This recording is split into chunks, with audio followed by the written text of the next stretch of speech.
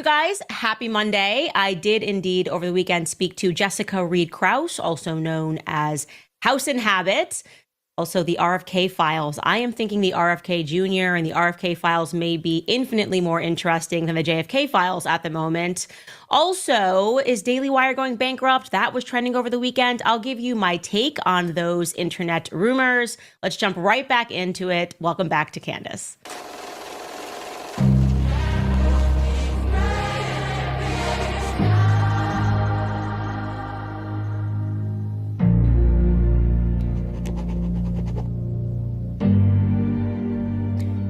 Well, I was pretty fired up on Friday. I have since calmed down, but I am, of course, very focused on speaking about this topic. There's so many things that we need to get into this week. When we talk about blackmail in general in DC, it is so obvious there is a blackmail ring. It is really just pathetic if any person can't just admit that. And you don't really need to be an expert on blackmail operations to understand that something is going on. A lot of this really is just common sense, right? I'll give you an example of something that should have struck everybody else as odd. Nobody willfully hangs out and works with somebody like Rabbi Shmuley, okay? This guy, literal goblin, Rumpelstiltskin in the flesh, okay? And everyone's watching him. Everyone agrees he's completely crazy. He outwardly, it seems, tries to extort people, tells people that they must donate this much money to his charity. And I don't even know if he's filing the right paperwork for his charity. If you don't do this, then I'm going to smear you as an anti-Semite and a Jew hater. And I'm just giving you just one example because this guy, just to be clear, is going to become a part of RFK Jr.'s campaign. This is Shmuley, how he decided to dress up for Purim last year. Hi, everybody. Purim is a day of celebration. We feel bad for Candace Owens that she lost her job. So I figure with her image of what Jews are supposed to look like, why not at least validate her? I am dressed up as a Candace Owens Jew. Now, this is not a Christian child, this is a Jewish child. But if it would be, I got my Christian blood. Spicy, delicious. I got my Jewish nose. I have filth, because Jews are all filth. And more than anything else, what does 80 have? Money! Yeah, we Jews are all about money! Speaking of all about money, here's an interesting story. In case you missed it, Rabbi Shmuley is currently being sued by the Fontainebleau Hotel. It's an incredible story. He was staying at this hotel in the lobby when somebody who is used to his rhetoric online decided to go up to him and to confront him and to call him names in the lobby. And then afterwards, for whatever reason, he thought this would be a great opportunity to shake down the Fontainebleau Hotel because nobody should speak to me like that anywhere. According to the Fontainebleau's lawsuit, he insisted that he would only settle if the Fontainebleau paid him $1 million. That's kind of one of the things he loves to ask for, to his charitable organization without any transparent explanation as to the use of those funds. He then went on social media, accused them of being Nazi collaborators, called them anti-Semitic. Essentially, I'm going to ruin your hotel reputation if you do not give me this $1 million to my personal charity. And, funny story, it turned out the people who own the Fontainebleau Hotel are in fact Jewish. So they went ahead and decided to sue him. And in that lawsuit, we learn that the rabbi actually had a similar incident at that exact same hotel in 2003. The hotel claimed to the news source, to the local news, that, quote, the rabbi omits that he also demanded personal lifetime access to the swimming pool and the gym at the hotel, the same place he says is unsafe. Ultimately, the defendant accepted a free dinner at the hotel and moved on. And when he was asked about this lawsuit being sued by a prominent Jewish family for trying to smear and libel them and to, according to them at least, shake them down, extort them, he said, quote, that's exactly what Jews have been accused of. It's almost like the lawsuit is from the protocols of the elders of Zion. Yeah, so he's still calling them anti-Semitic. The reason I'm bringing this up is because there is no halfway decent person in the world who thinks I would like to become the president of the United States. In order for me to get there, I think this guy, Rabbi Shmuley, would be well suited to be on my campaign. It's it's always been very strange that RFK Jr. is always has Rabbi Shmuley in the background, especially given the allegations that were made against him by Michael Jackson. He's a very problematic character. Again, that is just obvious point number one, which we will eventually come back to. Now, when it comes to RFK Jr. himself, he's actually always been refreshingly honest about his past issues with impulse control. He's been very honest about his past heroin addiction and how his drug addictions led to sexual impulse problems. Again, all things that can be understood. And actually, I think fostering those conversations is really a good thing for America. More broadly speaking, though, when we consider blackmail operations, there is almost always a sexual component. And I'm talking about when we just take a look through American history, especially those of us that have read this book, Chaos, right? We learn a lot about these drug-fueled sex parties that were aided by the CIA and their mind control experiments with LSD, which they were distributing freely throughout the 60s. It was a central fixture of the 1960s in general. For those of you who are kind of new to understanding that or hearing that, and you may have grown up thinking, as I did, that the hippies movement, the hippies generation was just totally organic, love, sex, rock and roll, think again, okay? It actually is directly tied to incredibly influential people in history who worshipped a religion called Thelema. Aleister Crowley, who was once dubbed the most wicked man in the world, they very much believed in sort of these hippie communes before they were hippie communes, and they brought in psychiatrists and the elites to have these sex parties which involved these drugs and experimentation. And it gets so crazy. If you guys go back in my catalog, we talk about NASA, their connection. Essentially, just understand that the elites and the government were on board with this, and the population eventually became a victim of what they were on board with, I would say, in the 60s. And this book does a really good job unpacking all of the lies of the Manson murders. He was very connected to the elites. Join my book club if you want to learn more about that. We'll be meeting tomorrow. Anyways, what I want to say, and the reason why I'm bringing that up, is because I do not believe in the Kennedy curse. Everyone talks about the Kennedy curse. Oh, there have been plane crashes, and JFK got shot, and RFK got shot. I don't believe in a curse. I am, however, a believer in the idea that the CIA has kept incredibly close tabs on this family since they shot JFK. Who is they? Who is they? Since they shot JFK. Okay, fun fact learned from this book, which was supposed to be about the Manson murders. This guy was amazing, Tom O'Neill, who went through just so much documentation that was hidden throughout the 60s and how the psychiatrists were involved, as I said, in drugging people, trying to get them to commit crimes, trying to get them to kill people, involving themselves in the sex cults and hypnosis. Well, you know, the official story, which we now know is just simply not true or never thought were true if you were like me, is that Lee Oswald Harvey shot JFK, and then he said he didn't shoot him, but then before, of course, we could hear from Lee Oswald Harvey, there was a guy named Jacob Rubenstein who shot Lee Oswald Harvey, and nobody really knew why he did that, right? The Warren Commission, why did he do that? Well, we learned from this book that he was MK Ultra'd while awaiting trial. Now, in case you don't know what MK Ultra is, it's even with the majority of the documents having been destroyed by the CIA, what was actually left over is so shocking to understand that they were using hypnosis. And what they were trying to do was to see if they could create a truth serum. They were trying to see if they could implant ideas into people's minds as another component of it. And they were also trying to see if they could give people a cocktail of drugs that would just make them go crazy. So they wouldn't even know what they did. So if you were Jacob Rubenstein and you were a part of this assassination squad or a part of the day they're planning to kill him, and you think that you're in the in crowd and then they want to turn on you, they can give you a concoction of drugs and they can make you crazy. You won't remember anything. And a person who was leading those experiments was a psychiatrist named Dr. Jolly West. He was a part of this obsession with trying to see whether or not they could give people mental conditions. And so what he discovers is that Dr. Jolly West paid Jacob Rubenstein a visit in prison before he was due to see the judge. I'm just going to read directly from this book. This is page 343, just this one little paragraph.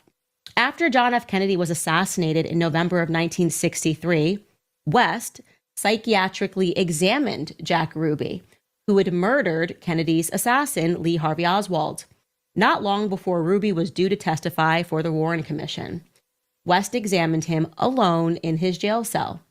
He emerged to report that Ruby had suffered an acute psychotic break. Sure enough, Ruby's testimony before the commission succeeded only in making him sound unhinged. He could never fully explain why he'd decided to kill Oswald. Fascinating. A cocktail of drugs that can make people crazy. This kind of makes you think about Britney Spears, makes you think about what Kanye was trying to say they tried to do to him when he was put on a Psych 5150 hold. It opens a lot. Let's stay focused on the Kennedys because that's what we're here to talk about. RFK, JFK's brother, certainly had an idea of who may have killed his brother. And I would say he was not accepting the official storyline that it was just Lee Harvey Oswald. He was also at this time amassing a ton of political power. Of course, they were a tremendously powerful political family in politics. He was a senator and he was gaining a lot of steam throughout the Democratic presidential primaries in the summer of 1968. Now, you got to think, if you're the deep state and you have just gone through such great lengths to kill the guy who you didn't want to have in office, the guy who didn't want to have nuke, didn't want to send any weapons over, didn't want the nuclear Dimona reactor in Israel done. You're trying to block AIPAC. You kill this guy to stop all of that. Then all of a sudden, oh my gosh, he's got a brother. And now he's looking like he might become the president. Man, how are you going to stop that, right? I'm just saying how are you going to stop that? Anyways, so he's cooking through these presidential primaries. For those of you that were not alive, like I was not alive during this. And he had just won the states of South Dakota and California. On June 5th, he is addressing his campaign supporters at the Ambassador Hotel in Los Angeles, okay? He concludes his remarks, he exits the stage, and the security begins escorting him through the back kitchen when suddenly, you're not going to believe this, it's so perfect, an anti-Zionist Palestinian walks up and shoots him. And he dies. He's declared dead at the Good Samaritan Hospital the next day, 25 hours later. Perfect. That is, oh my gosh, these Palestinians, you just cannot control them. Except that story doesn't appear to be entirely true either. By the way, not even RFK Jr., we're not in conspiracy land, not even RFK Jr., who visited Saran, the person who they say shot him, the Palestinian who they said shot and killed him in prison. RFK Jr. visited him. He doesn't even believe that story. Okay, this is the Washington Post. Who killed Bobby Kennedy? His son, RFK Jr., doesn't believe that it was Saran. You would have thought, by the way, that we would have all heard about this back in 2016.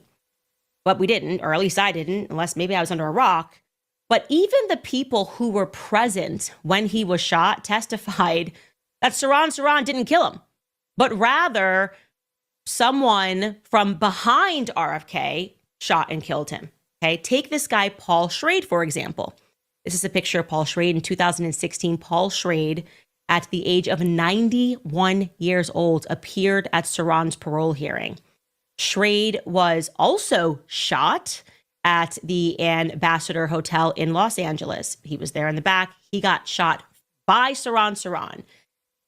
And yet here he is appearing for him to be released on parole. And he apologized for missing Saran's 14 previous parole hearings. He told Saran at that time, quote, "I should have been here long ago. And that's why I feel guilty for not being here to help you and to help me."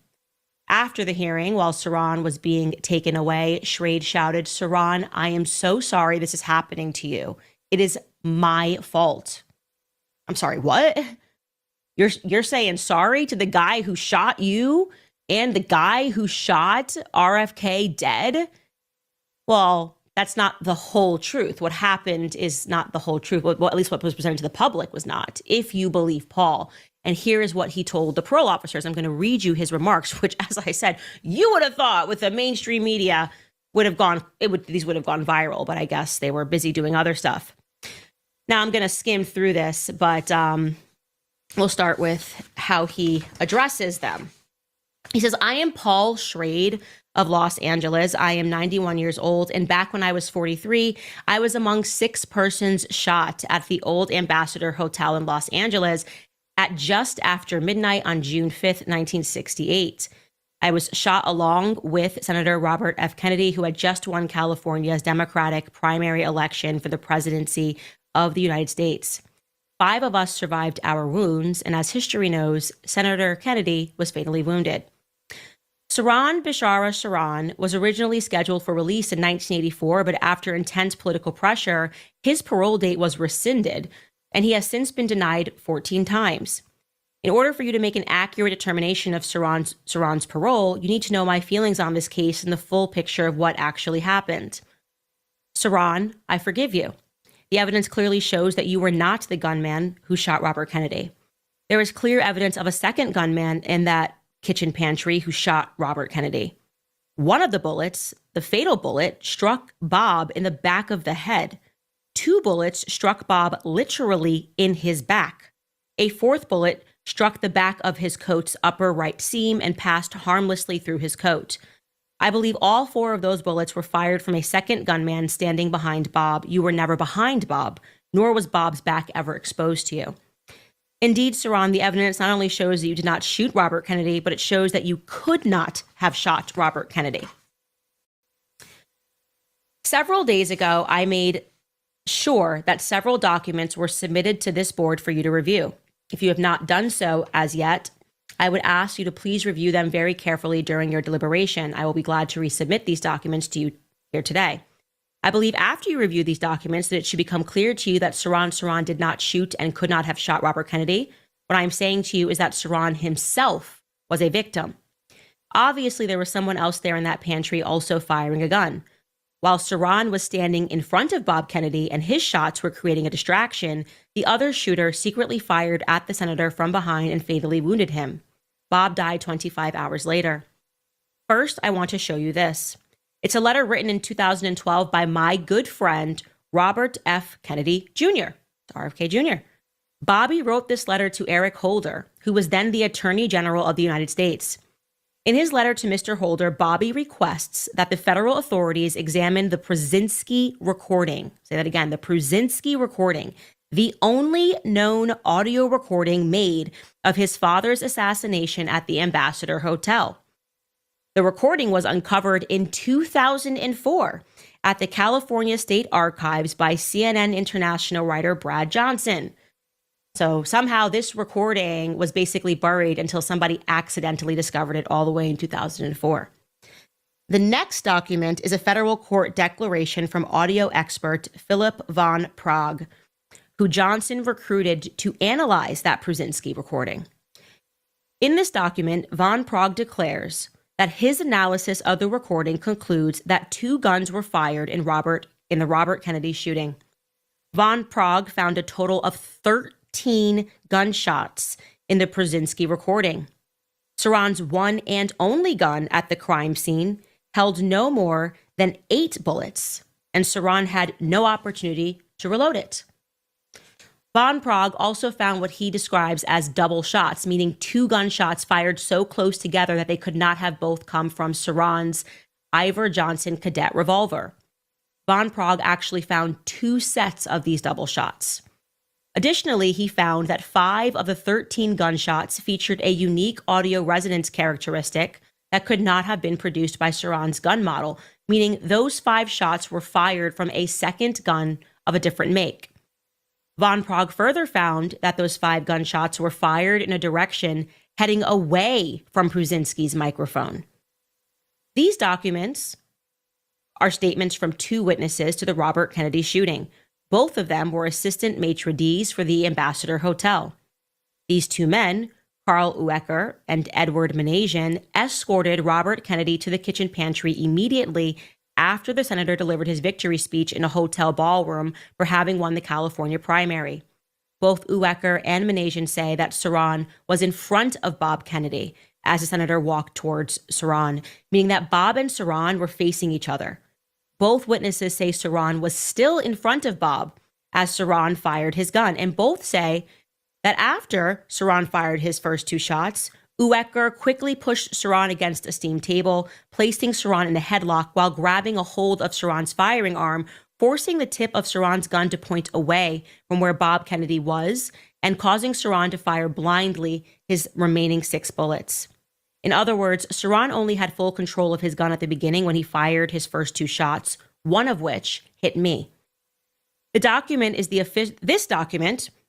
official Robert Kennedy autopsy report summary. It shows that all bullets directed at Senator Kennedy were fired from behind him at point-blank range. As the autopsy states, and as these drawings show, the bullets traveled from the back to the front at steep upward trajectories.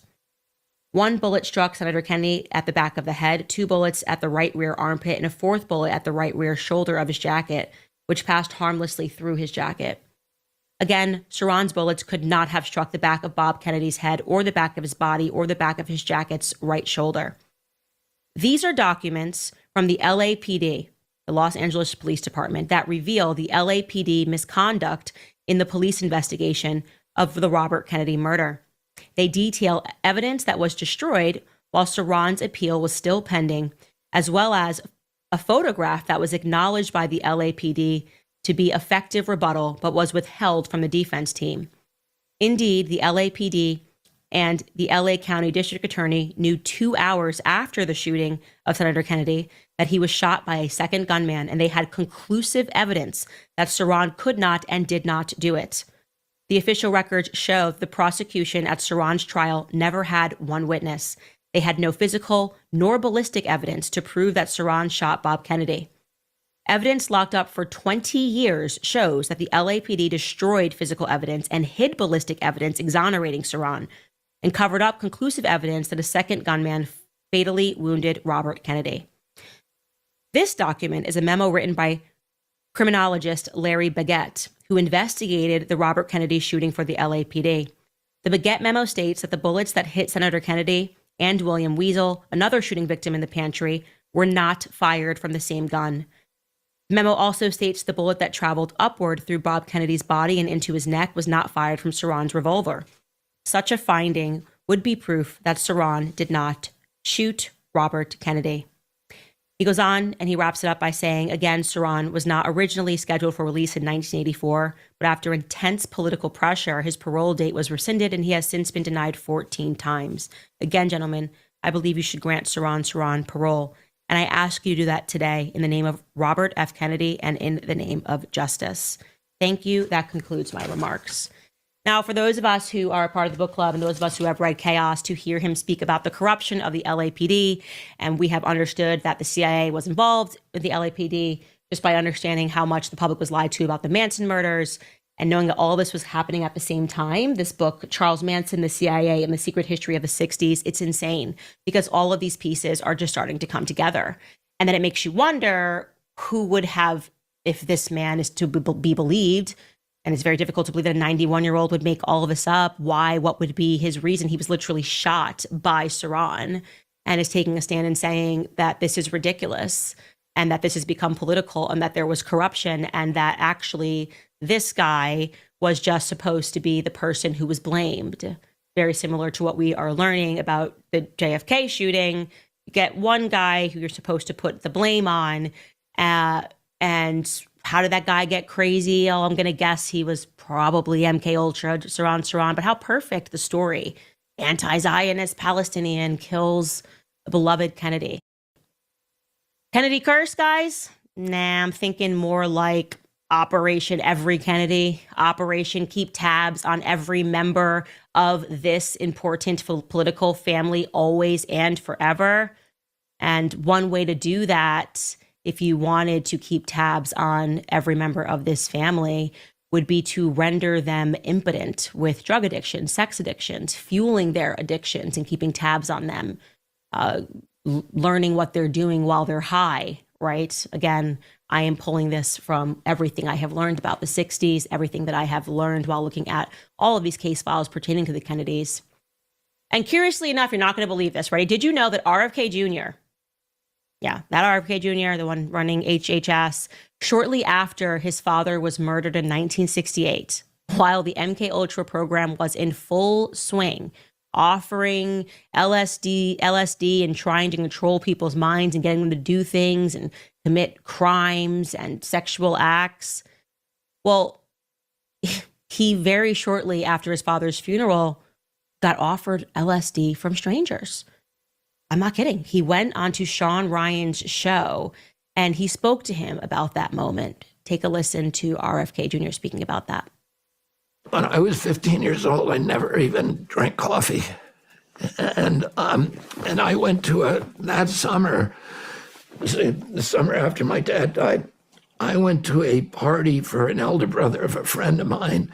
I was hitchhiking home from that party, and an older boy picked me up, and who I knew, but not that well. And he offered me some LSD. And I had never taken any kind of drug before. I had a trip that was probably 10 hours. And I had a great time. And I ended up going into town and, just having a great time. But by the morning time, I was crashing. I was walking home and getting darker and darker, 3 miles from town back to my house. And just before I got to my house, I saw some older boys in the woods. I went in there to see what they were doing, and I told them I was crashing on the acid. And they said, here, try some of this. And I had been telling myself, I'm never going to do this again, right? Mm-hmm. And they said, try some of this. And it was crystal meth. And I took a snort of it, and I felt great. And that incident was the template for my addiction over the next 14 years. I would love to know who exactly those families were, who exactly those boys were, who were plying him with drugs. It would just be interesting to know those facts. Anyways, as I told you on Friday, there have been some extraordinary rumors that have been circulating about RFK Jr., and I did not say this because I don't want RFK Jr. to be successful in his role. Of course I do. I am the queen of being anti-vax. I obviously have created an entire series, and I've been very clear about the fact that if it was not for his catalog of work, I could not have created my catalog of work. And so he has contributed something for which I believe the entire world owes him tremendous gratitude. But I have never been under any illusions that RFK Jr. was not in some capacity being controlled. That has never, as soon as I saw him with Rabbi Shmuley, and he couldn't explain why that was. And as soon as I was watching his interviews with Dave Smith, and he couldn't explain why he couldn't lodge even one critique of Israel, I got very suspicious.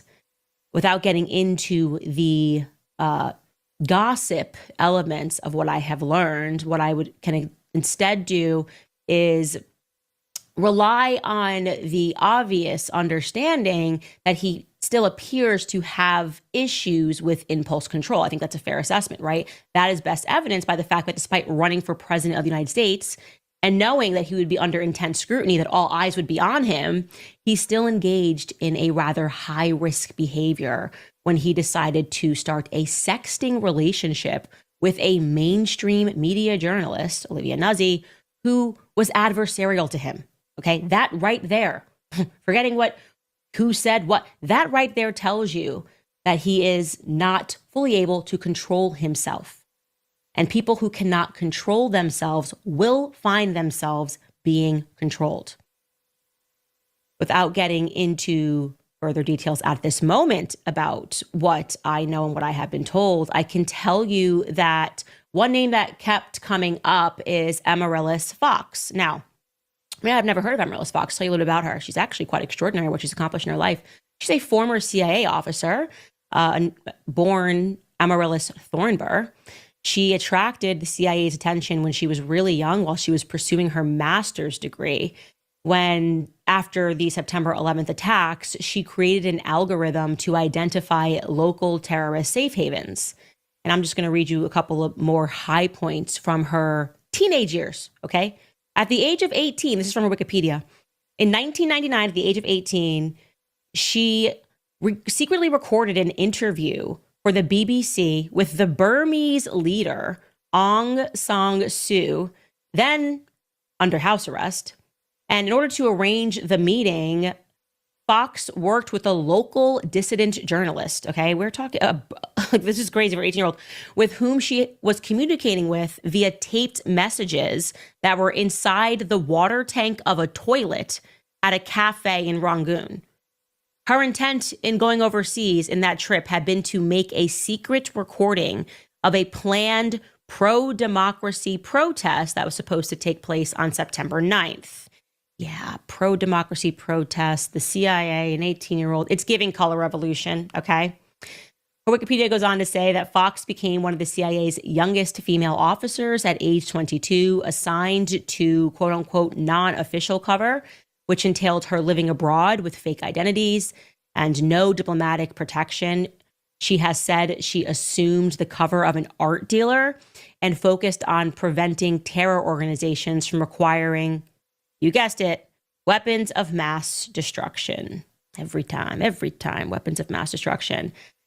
She ended up marrying another fellow agent named Dean Fox. That's how her name became Agent Fox, who she met while she was undercover in Shanghai. So she had been all over the world undercover, which I always think about, what does that do to your brain when you lie for a living? You lie about who you are for a living. You pretend to be someone that you're not. Anyways, her and Dean Fox eventually got divorced. And then you're never going to guess what happened in her life. After 8 years at the agency, she left the CIA in 2010, which I always wonder, do you ever just leave the CIA? Is that actually a thing? Can you really get another job after? Do they just let you go in the CIA? What happens to a person when they leave the CIA? Anyways, I'll tell you what happened to her. Then she went to a Burning Man festival. I know what you're thinking. You're like, whoa, you mean like the Burning Man festival, middle of the desert, a bunch of kids high on LSD, tons of love drugs, connecting with one another. Yeah, she went to a Burning Man festival. And a mutual friend of hers introduced her to RFK Jr.'s son, RFK the third. Yeah. And they just fell in love, which many people do at the Burning Man festival, I would imagine. It's all about love, and it's community. It's like hippie community, I would say. And they got married in Cape Cod in 2018. And by 2023, she was working for RFK Jr.'s, her father-in-law's presidential campaign. Beautiful stuff, guys. That's it. I just wanted to tell you a beautiful, beautiful love story. Just love that so much. Anyway, she's obviously very smart and capable. I just think it's kind of weird that she would let a guy like Rabbi Shmuley near her father-in-law, right? I mean, all that CIA experience and nothing seemed off to her about that connection, that friendship. Anyways, you guys know me. I am just asking questions. I don't know why. I'm just always just asking questions. And we will continue this. I just think it would be more fun to continue it with Ian Carroll. And I'm trying to make that happen. And we can kind of tell you guys what are the rumors that are circulating. And again, I want to inform you guys, this is not because anybody has any ill will towards RFK. Like I said, we were both massively supportive of everything that he is doing and would like to keep him focused on what he should be doing, which is actually going after health issues and our children, not declaring pandemics and epidemics over racism and anti-Semitism. That's just not what he's in there for. And it's problematic. And we have to be serious if we want to take back our country, of confronting the initial takeover of our country, which I believe happened on the day that JFK was shot. We have to have brave conversations. We have to be willing to be called conspiracy theorists. We have to be willing to be attacked nonstop by journalists. We have to be willing to be called anti-Semitic. We have to be willing to be called Adolf Hitler. We have to be willing to be called every name in the book if we are going to save our country. That's my belief from the bottom of my heart.